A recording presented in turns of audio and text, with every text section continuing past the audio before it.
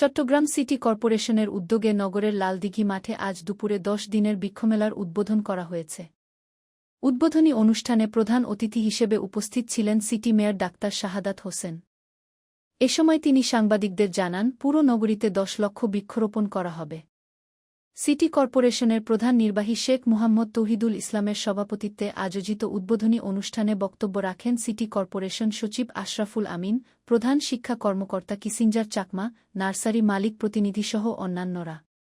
বৃক্ষমেলা উদ্বোধনের আগে city mayor মেলায় অংশগ্রহণকারী বিভিন্ন স্টল পরিদর্শন করেন। চট্টগ্রাম সিটি কর্পোরেশন আয়োজিত আমাদের যে বৃক্ষমেলার উদ্বোধনী অনুষ্ঠান, আমি এই উদ্বোধনী অনুষ্ঠানে স্পষ্টভাবে আমরা বলতে চাই যে শহরটা ক্লিন করার জন্য এবং গ্রিন করার জন্য এবং হেলদি সেফ করার জন্য আমাদের যে কমিটমেন্ট, সেই কমিটমেন্টের জায়গায় গ্রিন সিটি, গাছ লাগান, পরিবেশ বাঁচান, এই স্লোগান নিয়ে আমরা অলরেডি, আপনারা জানেন, ১০ লক্ষ চারা গাছ আমরা লাগাবো, 1 মিলিয়ন ট্রিজ প্লান্টেশন, এই ধরনের একটা